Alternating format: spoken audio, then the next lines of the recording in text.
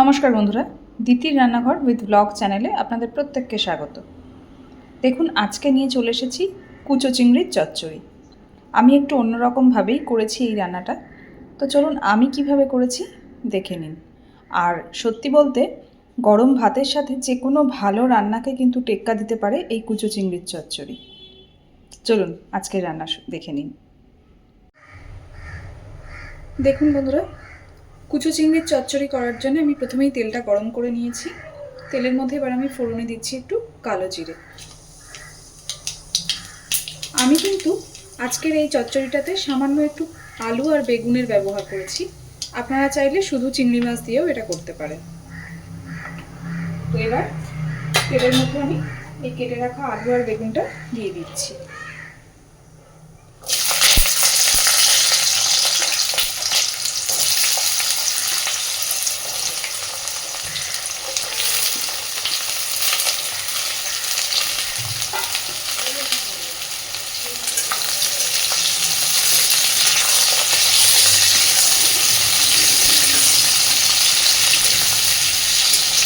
একই সাথে এখানে আমি দিয়ে দেবো পরিমাণ মতন লবণ আর হলুদ। প্রথমেই দিচ্ছি হলুদ গুঁড়ো,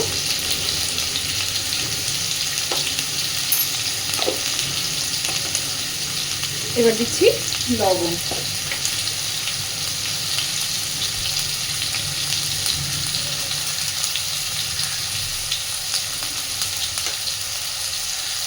আলু আর বেগুনটা যখন বেশ ভাজা ভাজা হয়ে আসবে, তারপরে আমি এখানে বাকি সমস্ত ইনগ্রেডিয়েন্টসগুলো ব্যবহার করব।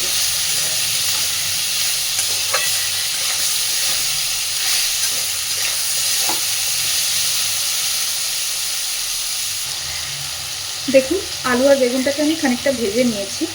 এইবার এর মধ্যে আমি দিয়ে দিচ্ছি খানিকটা পেঁয়াজ কুচি আর চেরা কাঁচা লঙ্কা।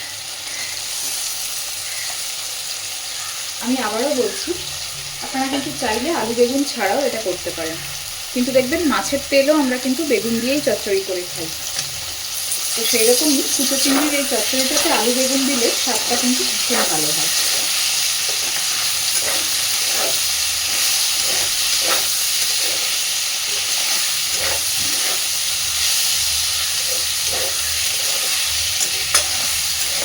পেঁয়াজটা দিয়ে পেঁয়াজটাকে লাল করে ভাজবো না, এখন একটু হালকা স্বচ্ছ হয়ে আসলে চিংড়ি মাছটা দেবো। পেঁয়াজটা দেওয়ার পরে বেশ একটু স্বচ্ছ করে ভেজে নিয়েছি। এইবার আমি এর মধ্যে কুচো চিংড়িগুলো দিয়ে দিচ্ছি।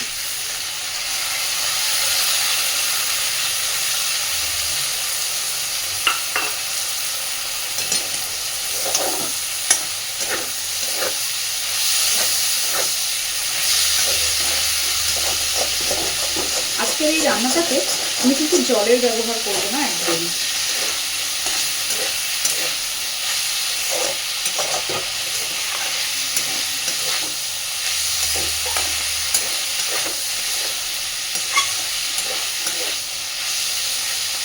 গ্যাসের ফ্লেমটাকে এবার মিডিয়ামে করে দিচ্ছি, আর উপর থেকে দিয়ে দিচ্ছি একটু লঙ্কার গুঁড়ো।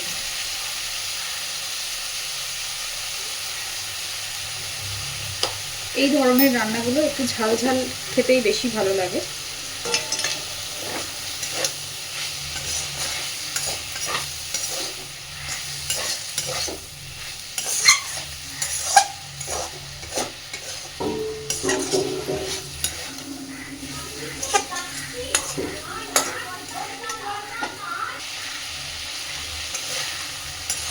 তো এইভাবে গ্যাসের ফ্লেমটাকে মিডিয়ামে রেখে খুব সুন্দর করে সব কিছুকে ভালোভাবে ভেজে নেব।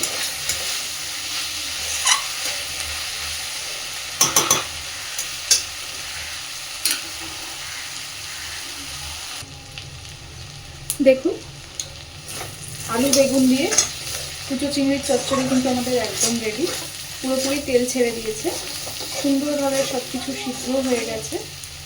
যদিও ছোট করে কাটা, সিদ্ধ হতে সময় লাগবে না।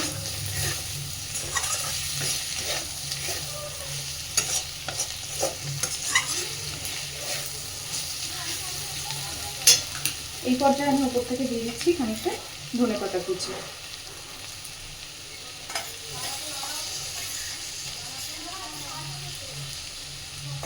রান্নাটা হয়তো খুবই সিম্পল, একটু অন্যরকম, কিন্তু গরম ভাতের সাথে বিশ্বাস করুন অসাধারণের স্বাদ। বাড়িতে অবশ্যই একবার ট্রাই করবেন, আর কেমন হয়েছে আমাকে জানাতে ভুলবেন না। ধনে পাতাটা দিয়ে মিশিয়ে দিয়েছি, এবার আমি গ্যাসের ফ্লেমটা অফ করে দিচ্ছি। তো প্লিজ আমার চ্যানেলটাকে লাইক, শেয়ার এবং সাবস্ক্রাইব করে আমার পাশে থাকবেন। ধন্যবাদ।